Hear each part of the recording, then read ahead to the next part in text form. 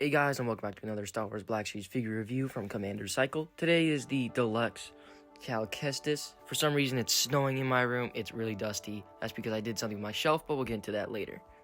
Not in this video, but another video. As you can see, this is older me. I recorded this a long time ago, but here is the figure in the packaging with BD1, the Bogdan, I think, or whatever. His lightsabers there, gaming grates, Jedi Fallen Order, figure, holocron, and his hood's over here. Black Series at the top, Kestis, Black Series over here, gaming grates at the top of here, mural picture with Kestis written at the bottom. I really like the mural here, it looks pretty good and everything. Number 2 in the gaming grates line, bigger picture of the mural with Jedi Fallen Order written right there. There's Kestis' bio if you want to read that, and Black Series at the top, and the other languages down there. So yeah, we'll go ahead and pop this figure out of the box. And this is where we cut back to present times. So here's the Bogdan, or whatever, I forgot this creature's called, but yeah, pretty nice paint abs to it. Got the purple and sort of other tan paint on the character there, or creature there. So yeah, looks pretty good. His two hoods here, his hood up and his hood down. They're okay. They're not really that good when you put them on. As you can see, there's a peg, and then it kind of just sits there like this. And it's not really too good. And this one's okay. It kind of just sits there. And you don't have to have it, but I usually have it off when I'm using this figure. But yeah, it's there if you want it, I guess. And then also he comes with BD1. This is the red version here.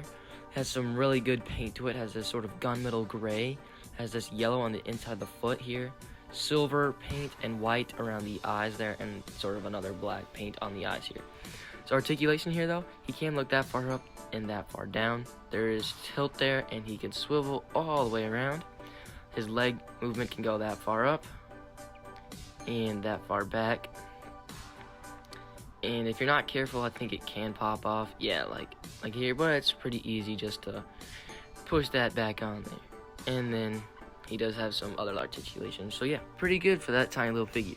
And the holocron here, which looks really good, the sort of translucent, sort of bright green, and the silver painted all over it, looks pretty good. I wish they kind of gave you like an open palm hand so you could hold it in like the opened version, but yeah.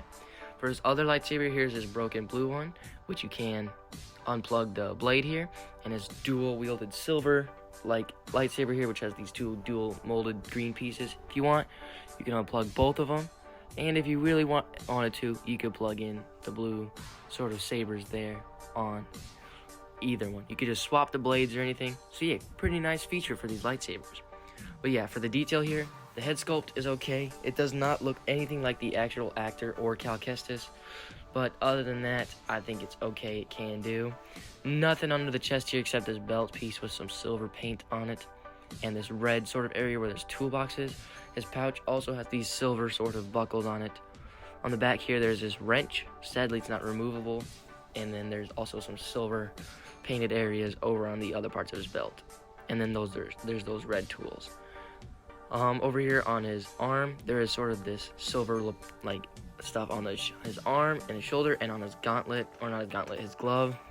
Silver down here on his leg, and also silver on the boot. So a lot of silver on all the buckles and everything, which I like. That's why this figure is deluxe also. So it's okay. And also for articulation, Kestis looks that far back, that far forward. There is a bit of tilt, swivels all the way around. He can go about that far back, and about that far, and about this far forward. The poncho kind of hinders a bit of movement, but it's okay. Swivels, hula hoops, okayly. Not that great, but yeah. Arm can go that far up. Bit of butterfly joint there.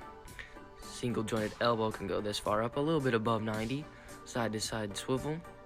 Rotation at the wrist, up and down here on the lightsaber / trigger finger hand.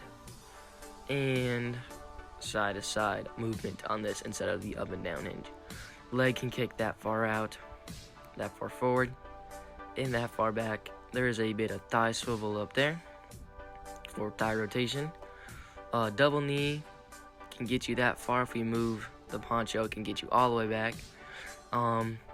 Swivel down here at the ankle, that far back, that far forward, and a bit of rotation for rocker. So yeah, here he is next to some Jedi Survivor / Jedi Fallen Order stormtroopers with the Riot Scout Trooper and the Rocket Trooper. And then also from Jedi Survivor, which is the KX security droid, and the Jedi Survivor B1 battle droid, which he looks good next to. And then for some Fallen Order characters, even though it's not, is the 5th brother on the left here and the 13th Battalion Clone Trooper. And spoilers, here he is next to Darth Vader, which appears at both ends of each of the games. So yeah, overall, this figure's pretty good. I like the deluxe to it. Sorry for my shades moving it, or not my shades, the curtains moving back. But yeah, I like this figure. The head sculpt is okay. I know they're coming out with that new Inquisitor 3-pack 1 version of him, which is the same head sculpt, but it looks pretty good. And that's all I have for this video. Commander Cycle, out.